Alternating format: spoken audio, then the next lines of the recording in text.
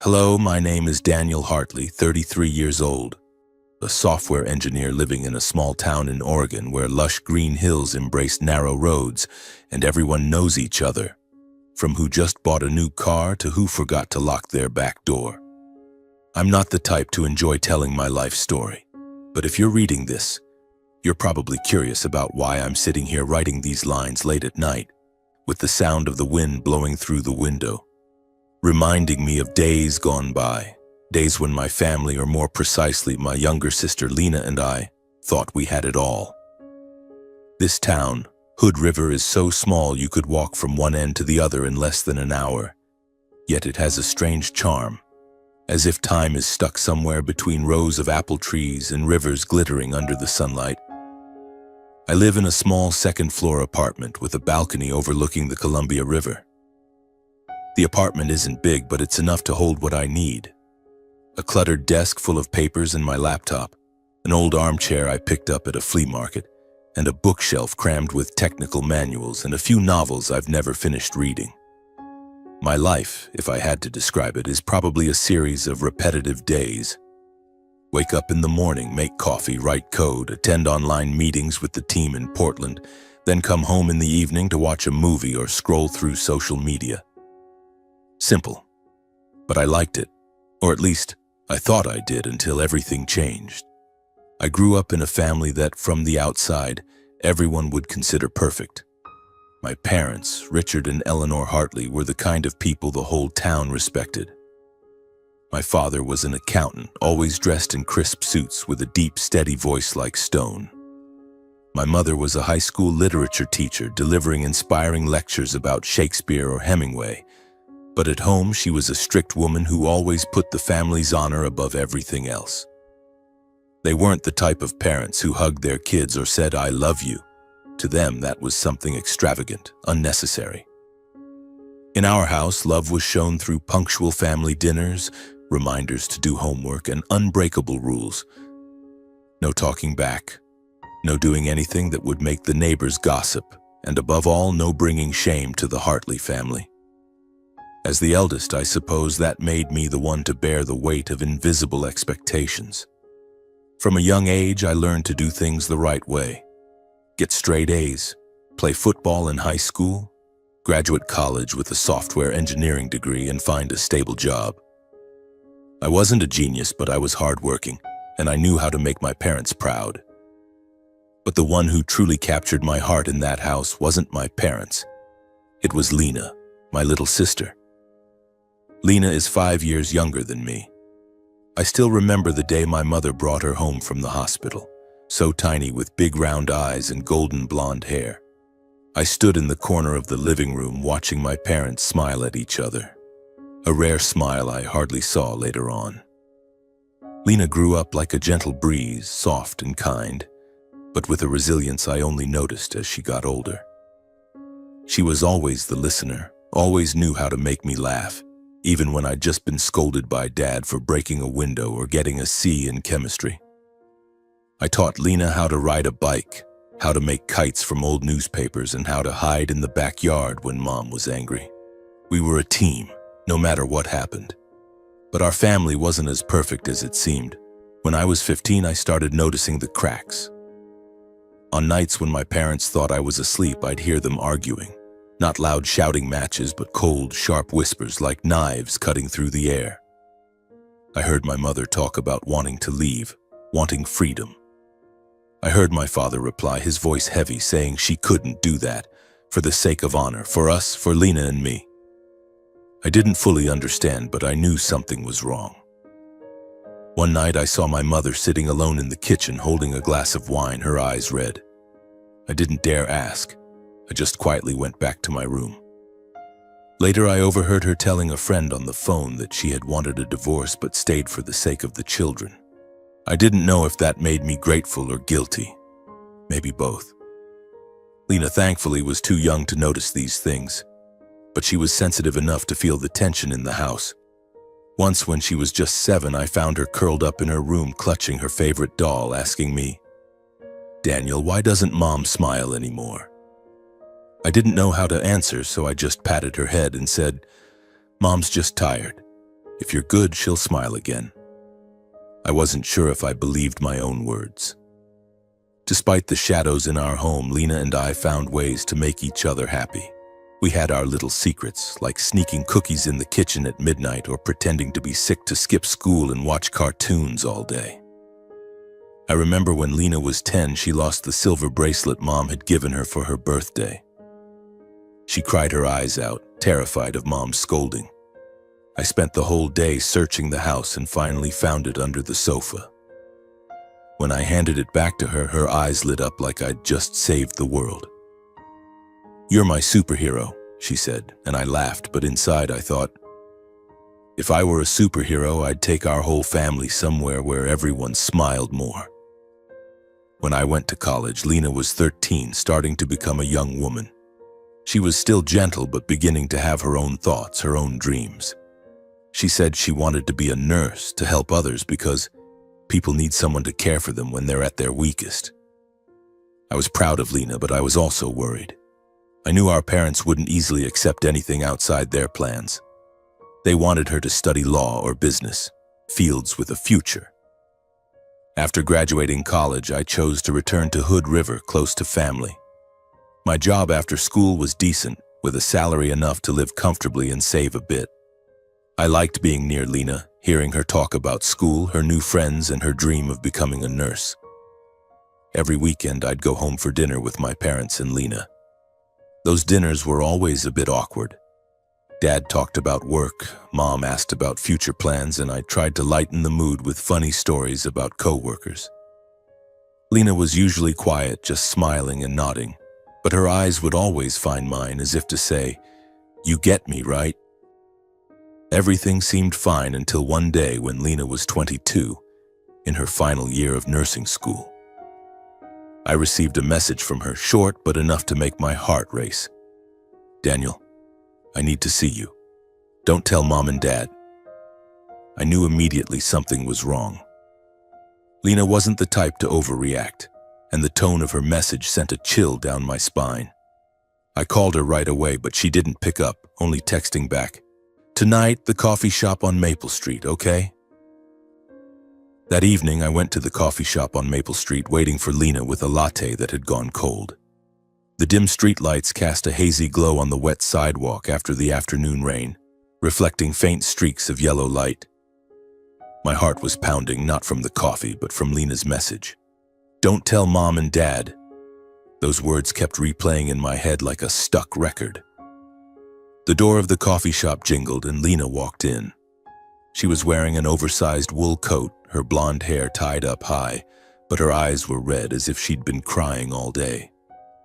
She sat down across from me, her hands clasped tightly together, avoiding my gaze. I wanted to ask right away, to shout and demand what was going on, but I knew Lena. She needed time to open up. The air between us was heavy, filled only with the soft acoustic music from the shop's speakers and the murmurs of a few customers in the far corner. "Lena," I said, trying to keep my voice calm. "Are you okay? What's going on?" She bit her lip, her eyes blinking rapidly as if trying to hold back tears. Then she looked up, her voice trembling, almost a whisper. "Daniel, I'm pregnant." The world around me seemed to stop. I stared at Lena, searching for any sign that this was a joke, that she'd burst out laughing and say, "Just kidding." But no. Her eyes were brimming with tears, her lips pressed tightly together, and I knew it was true. I wanted to say something, anything, but my throat felt tight. I just sat there, still gripping the cup as if it was the only thing keeping me from spiraling into panic. "How far along?" I finally managed to say, my voice hoarse like I'd just run a mile.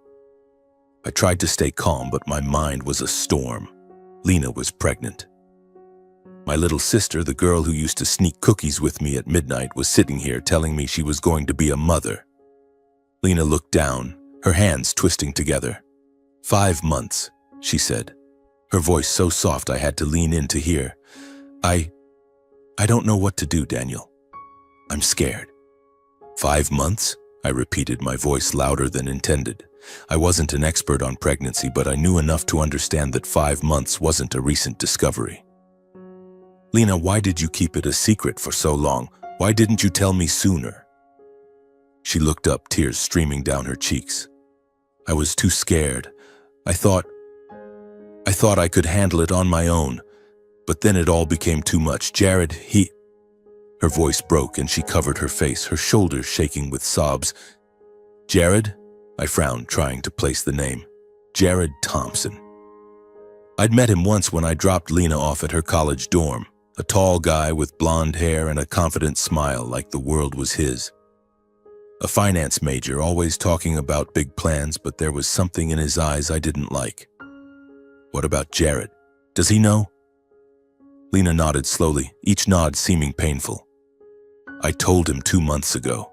At first he said he'd stay, that we'd figure it out, but then he disappeared. No texts, no calls. I heard from a roommate that he moved to Seattle for some startup job. He left me. She paused, taking a deep breath. He doesn't want the baby. A surge of heat rushed through me like my blood was boiling. Jared, that arrogant jerk, had abandoned Lena, my sister, the kindest, gentlest person I knew. I wanted to stand up, drive straight to Seattle, find him, and punch him in the face. But looking at Lena, so small and fragile, I knew my anger wouldn't solve anything. Okay, balancing, I said, trying to keep my voice steady, though my hands were shaking. We'll figure this out. You're not alone. I'm here. I reached across, taking her hand. Her hand was ice cold, but she squeezed back like I was her lifeline in the middle of the ocean. Daniel, I don't want to have an abortion, Lena said, her voice firmer, though still trembling. I know what people will think, what mom and dad will think, but I can't. This is my baby. I nodded, though my mind was a tangled mess. I didn't know what to do, how to help Lena through this, but I knew one thing. I couldn't let her face it alone. Then we'll keep the baby, I said, as if it was the most obvious thing. But Lena, you have to tell mom and dad. They need to know. Her eyes widened, filled with panic. No, you don't understand. They'll kill me. They'll never forgive me. You know how they are. I knew. God, I knew all too well. Our parents, with their ironclad rules, always held the family's honor above everything. A daughter pregnant out of wedlock at 22 in a small town like Hood River, where people gossiped more than they drank morning coffee. It wasn't just a scandal. It was a stain they'd see as indelible. But I also knew we couldn't hide it forever. Lena had kept it secret for 5 months, and her belly would soon betray the truth. I squeezed her hand, trying to give her strength I wasn't sure I had. Lena, listen to me, I said, my voice low, trying to calm her. We can't hide this forever. They'll find out sooner or later. It's better they hear it from you than from some nosy neighbor. I'll be there with you, okay? I won't let you face them alone. She looked at me, her eyes glistening with tears, searching for a glimmer of hope. You promise? She whispered. I promise, I replied, though my own fear was no smaller than hers. I could picture Dad's face, the way he'd purse his lips, his eyes sharp as knives. I could hear Mom's voice, not yelling, but whispering words that cut deeper than any shout. But I wouldn't let Lena face it alone. Never. 2 days later, I took Lena to see a doctor. I didn't want her going alone after what she'd been through with Jared. We went to a small clinic on the outskirts of Portland where no one knew us. Lena sat in the passenger seat, silent the whole way, her hands cradling her belly as if protecting the baby from the world. I glanced at her, forcing a smile. It'll be okay, I said, but my voice lacked the confidence I wanted it to have. That afternoon, I drove Lena to our parents' house, the white 2-story with a wooden fence I used to call home. The house looked the same as ever, with its neatly trimmed garden and the Hartley family sign by the door. But today it didn't feel familiar. It felt like a fortress, and we were intruders. Our parents were in the living room when we walked in. Dad was in his armchair reading the newspaper while Mom was wiping down the dining table, her movements slow and deliberate as always. They looked up, slightly surprised to see both of us. Daniel, Lena, what's this about? Both of you showing up like this? Mom asked, her voice soft but tinged with suspicion. Lena stood close to me, clutching my arm tightly. I took a deep breath, searching for the right words. "Mom, Dad, we need to talk." I started, my voice shakier than I wanted. "It's about Lena." Dad folded the newspaper slowly, his eyes narrowing. "What's this about?" he asked, his voice low like stone. Lena took a breath, then said, her voice trembling but clear, "I'm pregnant. 5 months along." Silence, a heavy, sharp silence, as if the air in the room had been sucked out. Mom stopped wiping the table, her hand gripping the cloth, her knuckles white. Dad sat up straight, his eyes shifting from surprise to anger. "What?" he roared, his voice echoing in the small room. "I'm sorry," Lena said, tears streaming down her face. "I didn't mean for this to happen, but I want to keep the baby." Mom stepped forward, her face hardened, her eyes sharp as knives. "Lena, do you realize what you've done?" she said, her voice low but cold. "You've destroyed this family's honor. What do you think the neighbors will say? How do you think we'll hold our heads up?" Dad cut in, his voice no gentler. "Lena, you need to fix this. Get an abortion. Now." Lena shook her head, tears falling like rain. "No, I won't. I can't." "Can't?" Dad stood abruptly, his voice like thunder. "You don't get to choose. You've disgraced this family and now you dare talk back to me?" I couldn't stay silent anymore. I stepped in front of Lena, as if I could shield her from their cutting words. "Lena hasn't done anything wrong. She's trying to do the right thing. Can't you see that?" Mom looked at me, her eyes full of disappointment. "Daniel, you're defending her? Do you know what this will do to us? She needs to fix this or we won't be the Hartley family anymore." "The Hartley family?" I scoffed, though my heart ached. "Family means standing by each other, not keeping up appearances. Lena needs us and you're turning your backs on her." Dad pointed at me, his face red with rage. "Don't lecture me about family, Daniel. If she wants to keep that thing, she's no longer my daughter. Get out of this house. Now." Lena sobbed, clinging to me. I felt like my heart was being crushed, but I couldn't let her break. "Fine," I said, putting my hand on Lena's shoulder and guiding her to the door. "If you're kicking Lena out, you're kicking me out too. We'll manage on our own." The door slammed behind us, the sound ringing like a final judgment. Lena sobbed in the car and I drove away, fighting back my own tears. I didn't know what we'd do next, but I knew one thing. Lena and her baby were my family, and I'd do anything to protect them. The weeks that followed were a nightmare. I brought Lena to my apartment, a cramped space meant for just one person. I gave her the bedroom and slept on the sofa. I switched to working online, taking on a few freelance projects to cover expenses. Lena barely left the room, sitting there, cradling her belly, her eyes vacant. I tried to make her laugh, recounting old stories about the nights we sneaked cookies, but she only managed a faint smile, as if smiling itself was a burden. The neighbors started to notice. Mrs. Miller from downstairs, who always brought cookies to new neighbors, began looking at me with probing eyes. "Daniel, is your sister okay?" she asked once, her voice brimming with curiosity. I just smiled, saying Lena was resting, but I knew the rumors had begun. In Hood River, secrets didn't stay secret for long. I started learning about newborn care, reading books I never thought I'd touch.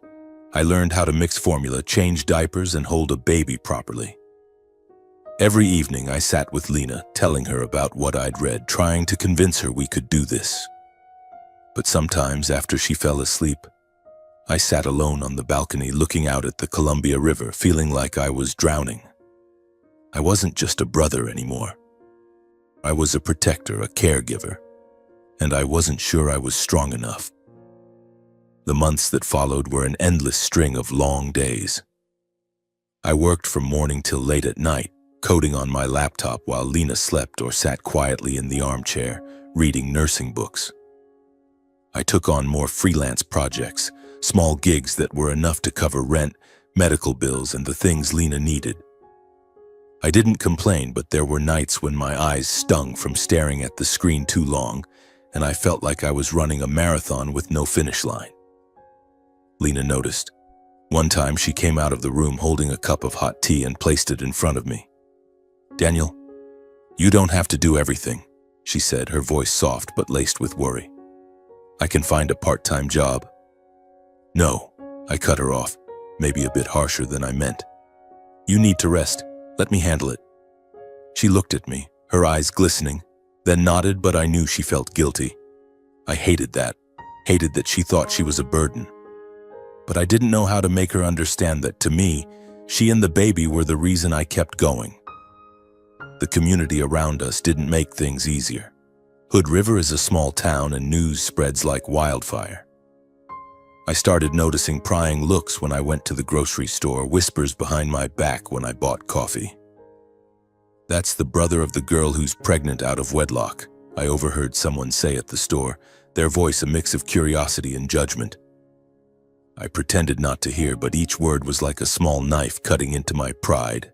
I didn't care what they thought of me, but when they looked at Lena, when she pushed a cart in the supermarket, her pregnant belly visible under her sweater, I saw the way they turned away, as if she were something shameful.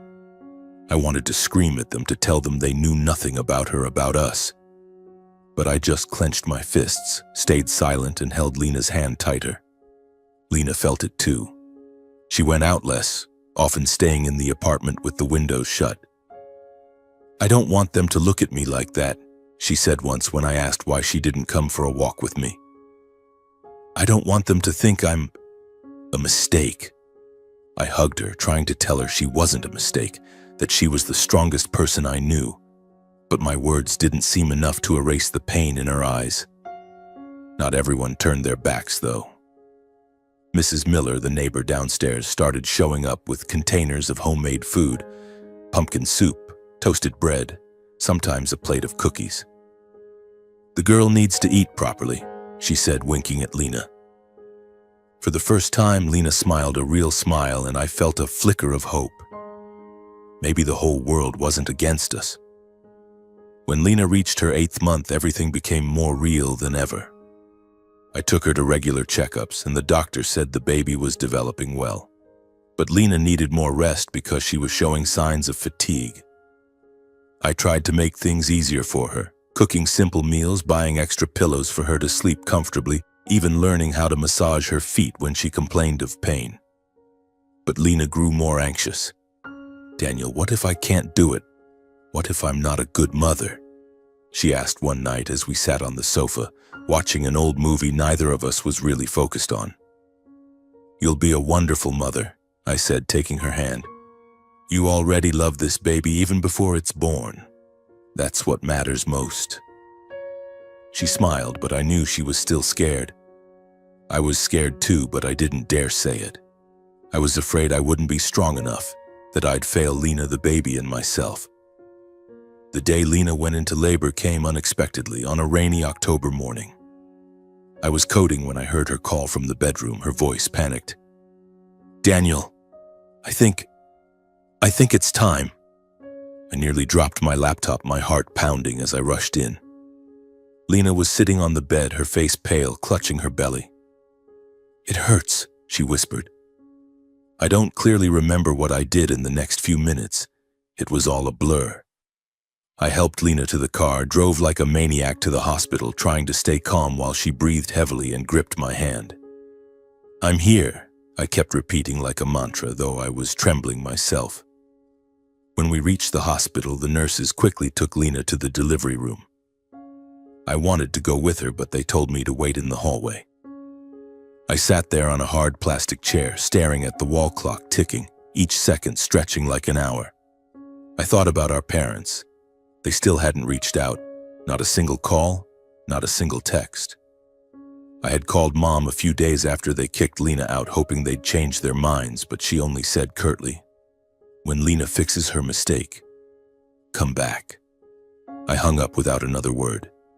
But now, with Lena in the delivery room, I wanted to call them, to shout into the phone that they were missing the most miraculous moment of their lives. But I didn't. I just sat there praying, though I wasn't sure who I was praying to. After 3 long, agonizing hours, a nurse came out smiling. "She's given birth, a healthy baby boy." I stood up, my legs shaking so much I nearly fell. "Can I go in?" I asked, my voice breaking. The nurse led me to the room. Lena was lying on the bed, drenched in sweat but radiant. Next to her was a tiny bundle wrapped in a white blanket, eyes closed tight. "Micah," Lena whispered, looking at me. I named him Micah? I stepped closer, unsure what to do. The nurse handed Micah to me and I held him gently, afraid I might break something so precious. He was so small, so warm.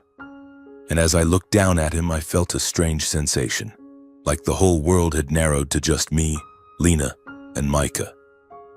I cut the umbilical cord, my hands trembling, and when the nurse showed me how to hold him properly, I felt like I'd become part of something bigger than myself. The weeks that followed were a new challenge. Lena was weak after the birth, and I became the primary caregiver for both her and Micah. I learned how to change diapers, mix formula, and soothe Micah when he cried in the middle of the night. Some nights I only got 2 hours of sleep, juggling work and watching Micah so Lena could rest. I was exhausted, but every time I saw Micah sleeping, his tiny hands clenched into fists, I felt it was all worth it. Lena slowly recovered, and she started studying nursing again through online classes. I saw her sitting at the laptop, taking careful notes, though her eyes were still tired. "I want to do this for Micah," she said once when I asked why she didn't take a longer break. "I want him to be proud of his mom." Seeing Lena like that, with her quiet resilience, I felt both proud and heartbroken. She was trying so hard despite everything. The judgmental stares from the town, the cold silence from our parents, and the scars Jared left behind. I wanted to tell her she was already an incredible mother, but I just smiled, patted her shoulder, and went back to my work, trying to keep everything from falling apart. Time passed in the blink of an eye. Micah was now 3 years old, a tiny boy with golden blonde hair like Lena's and big, curious brown eyes that took in the world. He was the center of our lives. Every morning I woke up early to prepare his bottle, playing with him while Lena studied. Those moments when Micah giggled or clutched my finger were the only medicine that helped me forget the sleepless nights and the piling bills. But one thing tugged at my heart. Micah called me Daddy. The first time he said it, I nearly dropped my coffee mug. Lena laughed, but her eyes held a trace of sadness. "He loves you," she said, "but you're not."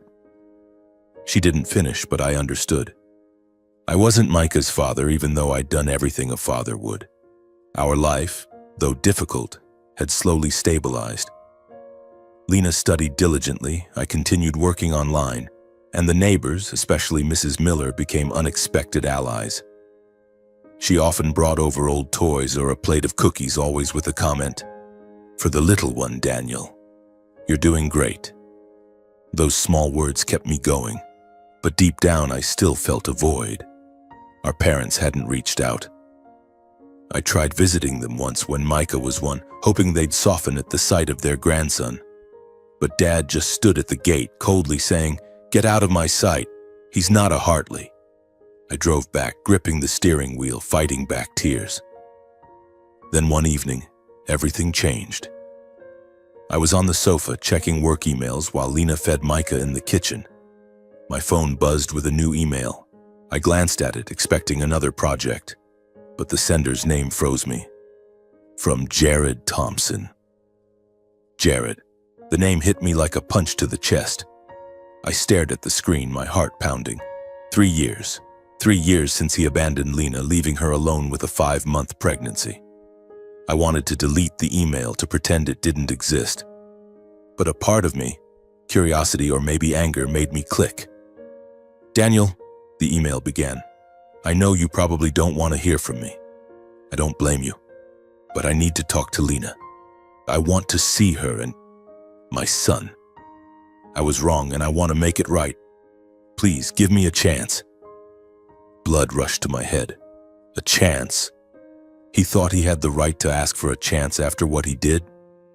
I stood up, pacing the living room, trying to suppress my rage. Lena came out from the kitchen, wiping her hands on her apron, her eyes worried. "Daniel, what's wrong? You look like you've seen a ghost." I hesitated, unsure how to tell her. But Lena wasn't a child anymore. She deserved the truth. "Jared sent an email," I said, my voice dry. "He wants to see you. And Micah." Lena froze, her face paling. She sat down, her hands trembling. "What did he say?" she asked, her voice barely a whisper. I handed her the phone, letting her read it herself. Lena scanned the email, her lips pressed tight, her eyes glistening. "He has no right," she said, but her voice wavered. "After everything, he has no right to come back." "Exactly," I replied, my tone harder than I intended. "He abandoned you, Lena. He doesn't deserve to be Micah's father. You don't have to see him." Then I caught a flicker of hesitation in her eyes. She looked out the window, where streetlights cast a glow on the wet sidewalk. "But maybe Micah needs to know who his father is," she said after a moment of thought. Her words felt like a slap. Micah needed to know his father? I'd been here for 3 years, changing diapers, staying up nights, doing everything to keep this family together. But I wasn't Micah's father, and though I hated to admit it, Lena's words stung. "Are you sure?" I asked, trying to keep my voice steady. "He hurt you, Lena. Who's to say he won't do it again?" She shook her head, tears streaming down her cheeks. "I don't know, but I have to think about Micah. If Jared is truly sorry, maybe he deserves a chance to know his father." A few days later, I agreed to let Lena respond to Jared's email. I didn't want to, but I couldn't force her. Lena wrote a short, polite, but cold message, agreeing to meet Jared at a coffee shop in Portland, a neutral place, not Hood River, where people would stare and whisper. I insisted on going with her, not because I wanted to see Jared, but because I didn't trust him. Lena agreed, but I saw the uncertainty in her eyes, as if she were caught between two worlds. On the day of the meeting, I drove Lena to Portland, leaving Micah with Mrs. Miller. Lena was nearly silent the whole way, her hands clasped tightly in her lap. I wanted to say something to comfort her, but I didn't know what.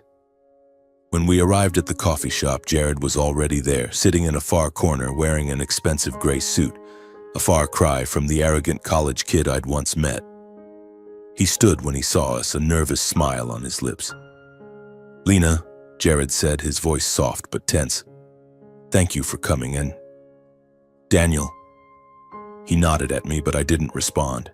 I just sat down, arms crossed, staring at him. Jared started talking, his voice shaky. He explained that after leaving Lena, he moved to Seattle and worked for a tech startup. The company succeeded, and now he was a millionaire, owning a penthouse and a team of employees. But he said none of it made him happy. "I was wrong, Lena," he said, bowing his head. "I was scared back then. I wasn't man enough to be a father. But I've changed. I want to meet my son. I want to make things right." Lena sat silently, clutching her coffee cup. I wanted to interrupt, to yell in Jared's face that he didn't deserve this, that he had no idea what we'd been through. But I stayed quiet, letting Lena decide. Finally, she looked up, her voice cold but firm. "Jared, you left me when I needed you most. You think an apology is enough?" Jared knelt down, right in the middle of the coffee shop, drawing looks from a few people. "I don't expect you to forgive me right away," he said, "but I want to prove myself. I want to meet Micah, to be part of his life, and I want to make up for what I did, to both of you." He looked at me as if seeking my approval. I felt my blood boil. "Make up for it?" I snapped. "You think money can buy back the 3 years Lena had to endure? The 3 years I watched her cry because of you?" "Daniel," Lena said, placing a hand on my arm, her voice soft but firm. "Let me handle this." I clenched my jaw and looked away. Jared kept talking, promising to provide for Micah, to secure his future. He even said he'd hired a lawyer to set up a trust fund for Micah. Lena listened, but I could see she was torn.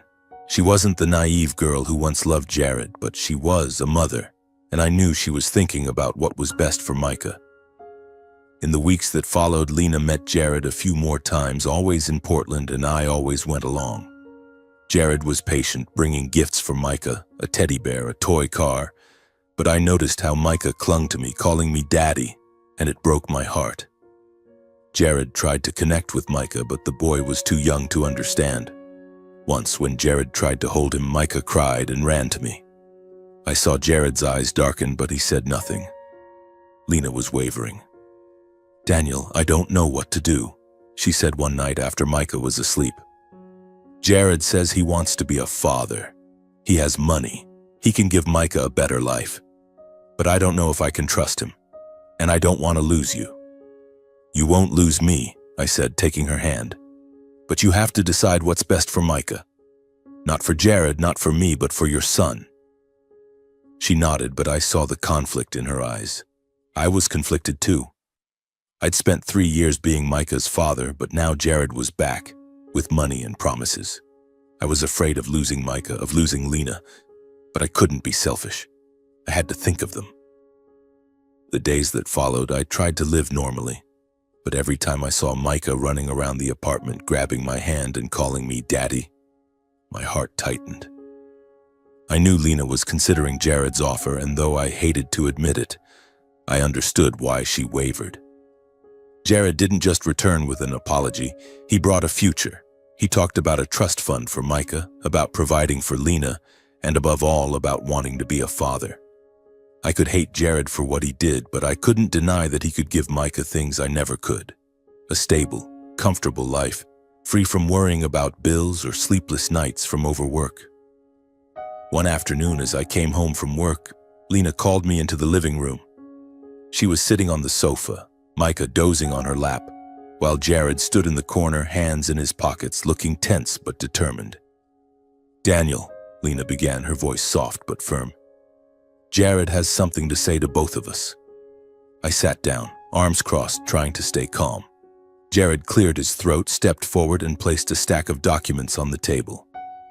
"Daniel, Lena," he said, his voice steady but clear. "I know I can't undo the damage I've caused, but I want to start. I've bought a house in Hood River, right by the Columbia River. It's worth $1 million. I want to give it to the 3 of you, Lena, Micah, and you, Daniel. It's a place where Micah can grow up, where Lena can study and work, and where you, Daniel, won't have to worry about rent anymore." I was stunned, speechless. A house? $1 million? I looked at Lena, seeing she was just as shocked. "Jared, are you serious?" she asked, her voice trembling. He nodded, pulling a set of keys from his pocket. "I've signed the papers. The house is yours. I just want to do the right thing." I wanted to refuse, to say we didn't need his money, that we'd managed fine without him for 3 years. But I looked at Lena, at Micah sleeping peacefully on her lap, and I knew I couldn't let pride stand in the way of their future. "Thank you," I said, my voice dry. "But this doesn't change what you did." Jared nodded, as if expecting my reaction. "I know, but there's one more thing." He turned to Lena, his eyes softening. "Lena, I want us to start over. If you'll have me, I want to marry you. A proper wedding, to give you respectability, to give Micah a complete family. I promise to spend my life making it up to you." Lena sat silently, her hand gently stroking Micah's hair. I could see her struggling, torn between the pain of the past and hope for the future. I wanted to shout, to tell her Jared couldn't be trusted, that he might abandon her again. But I said nothing. This was Lena's life, Micah's life, and I couldn't decide for her. After many nights of reflection, Lena called me out to the balcony where we often sat watching the Columbia River. "Daniel," she said, her voice soft but resolute, "I've made my decision. I'm going to forgive Jared, not because I still love him, but because of Micah. He deserves a family, a future. Jared can give Micah things you and I can't." I nodded, though my heart felt like it was being crushed. "Are you sure?"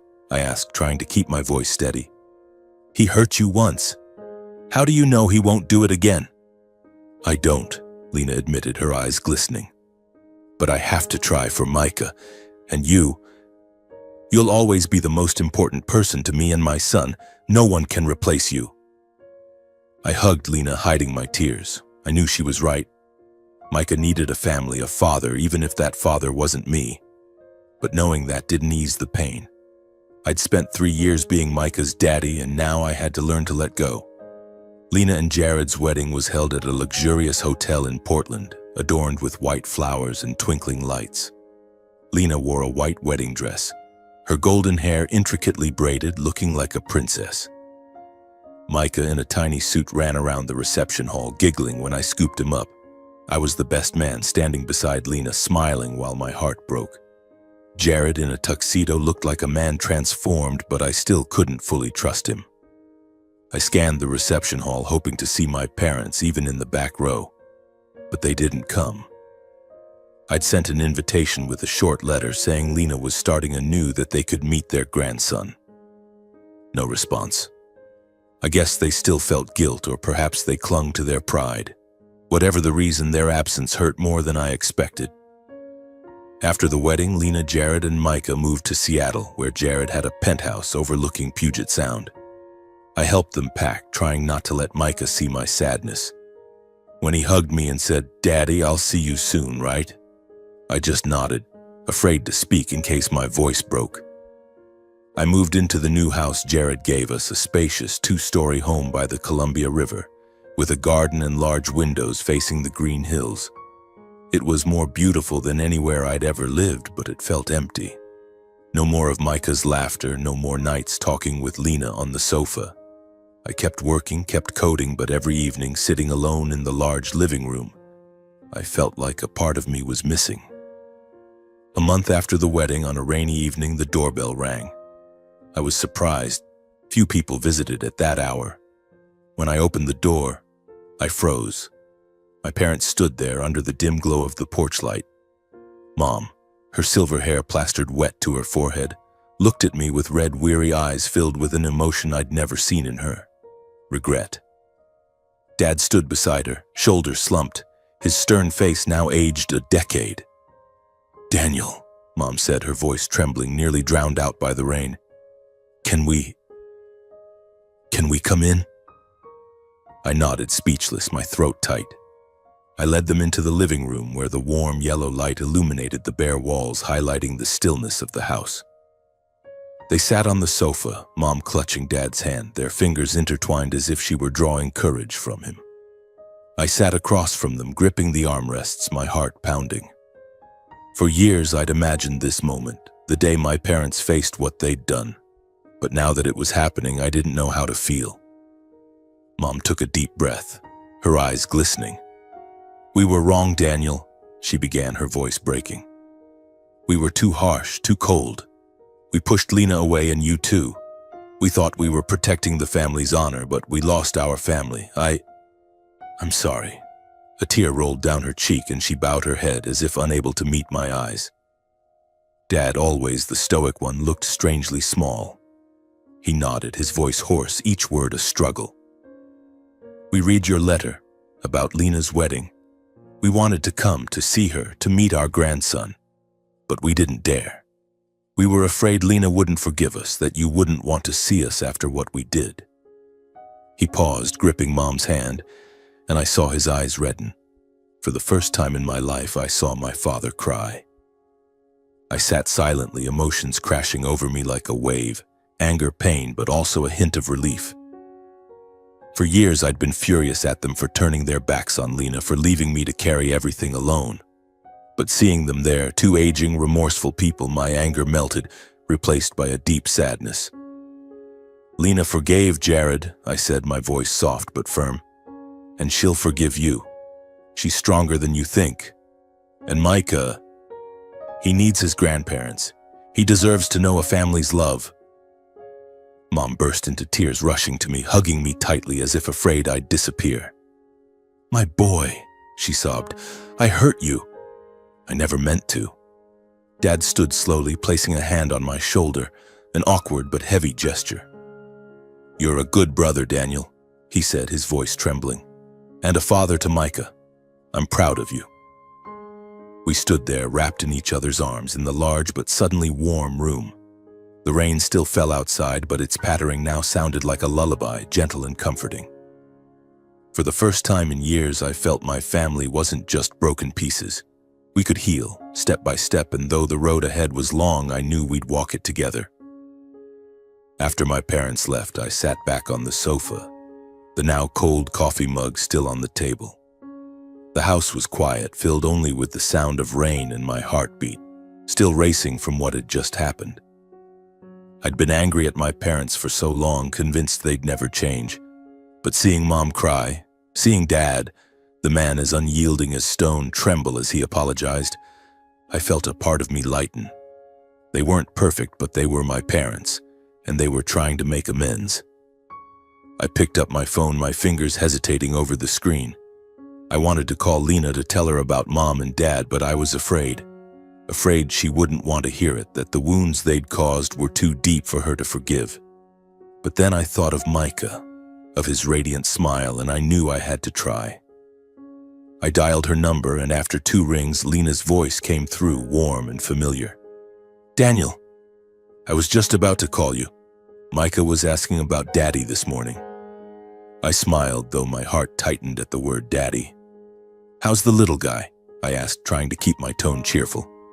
"And you? How's life in Seattle?" Lena laughed, a sound soft but full of life. "Micah's doing great, Daniel. He loves running around the apartment, driving Jared crazy because he keeps wanting to play superhero. And me, I'm studying again, and Jared, he's good to me, Daniel.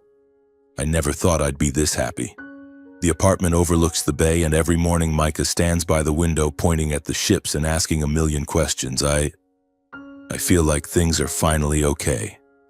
Hearing Lena speak, I felt a wave of warmth, tinged with a hint of loss.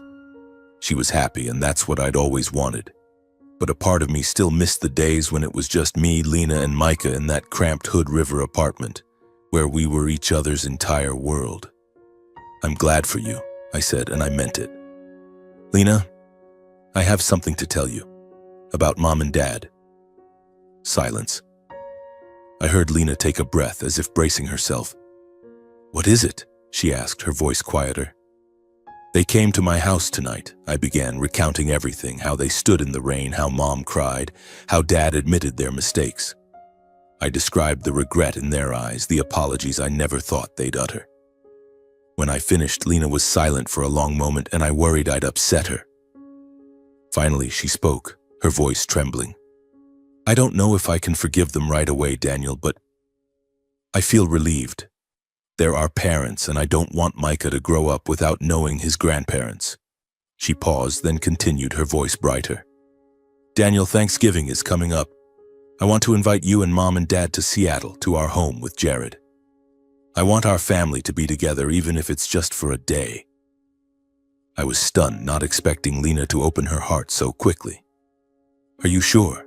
I asked. "They'd be thrilled, but you don't have to rush." "I'm sure," Lena replied, her voice firm. "Micah needs to know what family is, and I want you there. You're the most important person to me and my son." I smiled, tears silently rolling down my cheeks. "I'll be there, Lena, and I'll bring Mom and Dad." In the weeks leading up to Thanksgiving, I reconnected with my parents. I visited their house, the first time since they'd kicked Lena out. The house was the same, with its white fence and neatly trimmed garden, but this time it felt warmer. Mom made tea, Dad sat across from me, and we talked. Not just about Lena, but about the years gone by, about things we'd never said. "You did well, Daniel," Dad said once, his eyes holding a pride I rarely saw. "You held this family together." When Thanksgiving arrived, I drove Mom and Dad to Seattle. They were quiet the whole way, Mom holding Dad's hand, Dad staring out the window as if preparing for something monumental. I was nervous too, unsure how Lena would react to seeing them again, or how Micah would respond to meeting his grandparents for the first time. Lena and Jared's apartment was on the top floor of a luxurious building, with large windows overlooking the shimmering Puget Sound. When we walked in, the smell of roasted turkey and pumpkin pie filled the air, mingling with Micah's laughter. He ran to me, shouting, "Daddy!" before noticing my parents. Lena came out of the kitchen wearing a simple green dress but glowing, with Jared beside her, holding a bottle of wine and smiling awkwardly. "Hello, Mom, Dad," Lena said, her voice soft but slightly trembling. She stepped forward, hugging Mom first, then Dad. Mom burst into tears immediately, holding Lena tightly, whispering apologies. Dad stood still, but when Lena hugged him, I saw his shoulders tremble. "I'm sorry," Mom sobbed. "I was wrong to push you away." "It's over, Mom," Lena said, smiling through her tears. "We're here now. For Micah. For family." Micah, curious but shy, stood behind my leg, peering at his grandparents with wide eyes. Mom knelt down, opening her arms. "Hello, Micah," she said, her voice choked. "I'm your grandma." Micah hesitated, then ran to her, hugging her, and the room seemed to light up with his laughter. The Thanksgiving dinner was a picture of perfection. We sat around the table with turkey, mashed potatoes, and pumpkin pie beautifully arranged. Jared talked about his work, trying to ease the tension, while Lena shared stories about school and her dream of becoming a nurse. My parents listened, nodding occasionally, and I saw them smile, genuine smiles, not forced. Micah sat between Lena and me, eating and chattering about a ship he saw in the bay, making the whole table laugh. As dinner ended, we gathered around the fireplace, its crackling flames warming the room. Lena took my hand, whispering, "Thank you, Daniel. Without you, I don't know where I'd be." I squeezed her hand, saying nothing because words couldn't capture what I felt.